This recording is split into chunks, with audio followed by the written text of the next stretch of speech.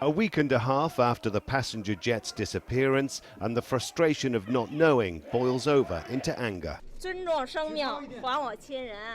Respect life, return our relatives. Can everyone read it? This was a meeting between relatives of the passengers and airline staff at the hotel in Beijing that has become the focal point for any information. The relatives believe that information, which could have enabled a much more extensive search, has been withheld until now.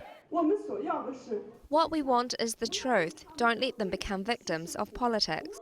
The Malaysians are counting days, but we Chinese are counting seconds. The families are at the point of collapsing. From frustrated airline staff, a plea for understanding, for the answers they simply don't have.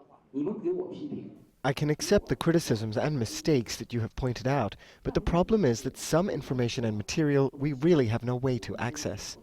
As China now extends its search to the possible northern route that the jet could have taken from Southeast Asia to Central Asia, the relatives believe valuable time has been lost. It is almost inconceivable the plane could have come down over land without anyone knowing about it, but the areas now being searched are some of the most remote along China's borders.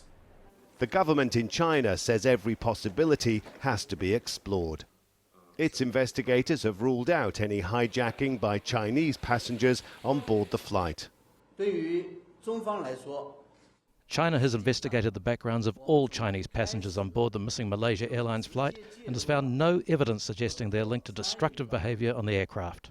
In China's view, that now puts the focus back on the other passengers and crew, and the pressure for solving the mystery back on Malaysia. Rob McBride, Al Jazeera, Hong Kong.